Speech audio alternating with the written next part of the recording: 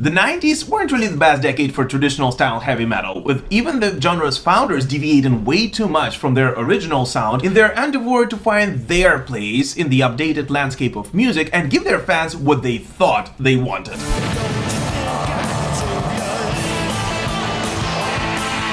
And therefore many believe that heavy metal was a dead genre by the 1990s, and some of them actually still believe that, thinking that there are no heavy metal bands now who are still in their prime.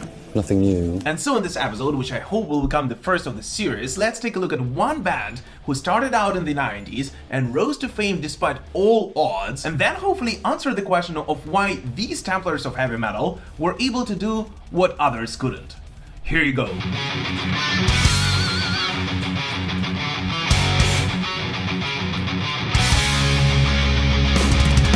By the way, as always, please do not hesitate to comment on anything you hear or see in this video, and especially if you disagree with me, because the whole point of this channel is of course to start a conversation. But alright, let's do it. In the beginning, HammerFall started out as a simple side project by the guitarist Oskar Droniak, who at that time left rather short-lived yet very influential death metal band Ceremonial Oath. Actually, in 1993, Oskar started two bands, Crystal Age, a death metal group which he considered his main project, because, let's be honest here, death metal in Europe was considered a much more appealing genre back then. What? And HammerFall, which would play traditional heavy and power metal Oskar both loved and grew up on, which at that time was a very unpopular decision. Exactly. In the mid-90s, not only the media, but also most of the metalheads tried to distance themselves from traditional style heavy metal as much as they could, viewing it as a genre they were once into, yet have simply overgrown that passion. Changes that sometimes occur, and you've just got to sort of roll with them. And so the band's setlist, which was comprised of several old-school covers and originals, which included the bombastic Steel Meets Steel, the very first song written by HammerFall, was usually received rather skeptically by the audience.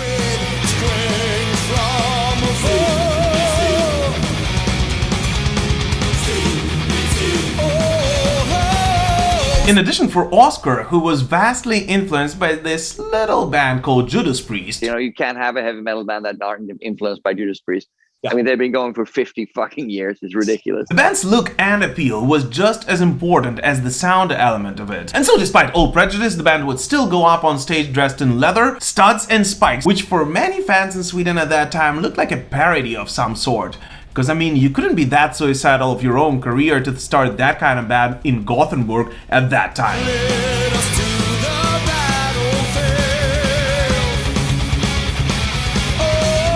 Which, by the way, is very ironic, because not only Oskar himself, with his Ceremonial Oath, was partially responsible for the rise of the melodic death metal scene in Gothenburg, but also because HammerFall's other initial band members, including Mikael Stanne, Jesper Strömbold or Niklas Sundin, also happened to be among the founders of such mastodons of melodic death metal as In Flames and Dark Tranquillity.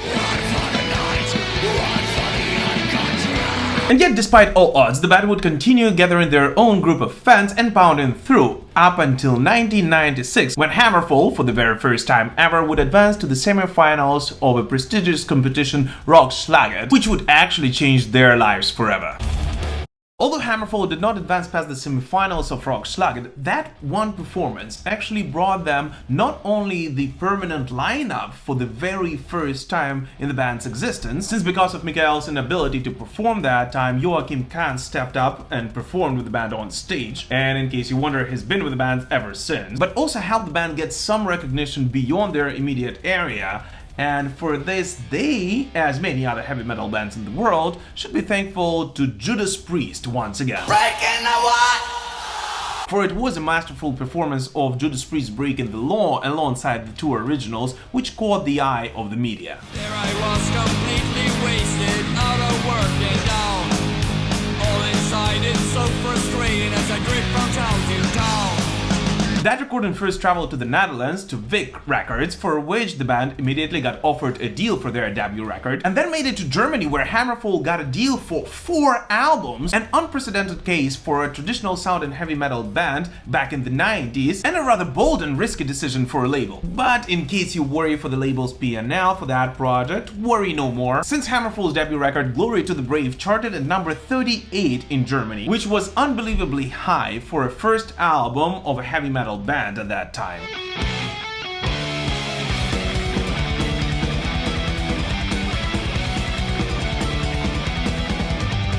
And just to give you a little comparison, Iron Maiden's self-titled debut charted at number 34 in Germany. And that, of course, was back in 1980, when heavy metal was approaching its peak. All of the band's consecutive albums were received even better than their previous ones, although naturally there was quite a lot of mimicking going around, as well as love-hate relationships from metalheads around Europe. And already 5 years later, they were able to write their magnum opus, which arguably became one of the anthems of the revived heavy metal in the early 2000s.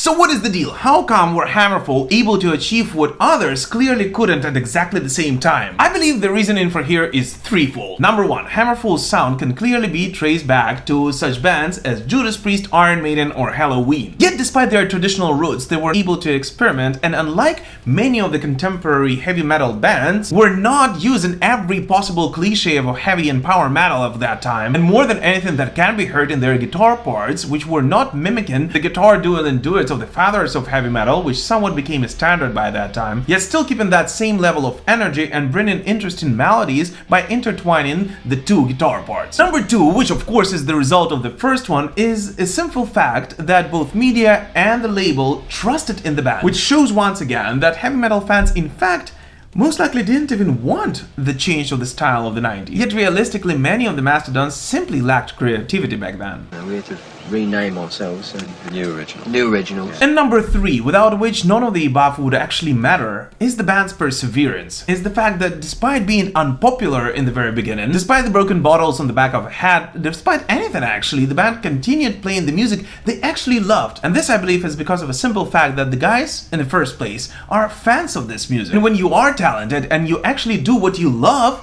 people will always feel the honesty. I think there's a lot of people in Sweden who are very determined to succeed on their own merits instead of looking to what's popular right now. They don't want to get famous first. They want to play the music they want to play, and if they get famous, fine. But anyways, what do you guys personally think about HammerFall and the start of their career? Please let us know in the comments. Oh, and by the way, for those who do not know about that, the band's founder, Oscar Droniuk, was actually one of the latest guests on the show, and a long and fun interview with him about the band's upcoming studio album, Hammer of Dawn, will be up on the channel in just a couple of days. Stay strong, stay safe, and stay metal. As always, thank you so much for watching this video, guys, and keep rocking.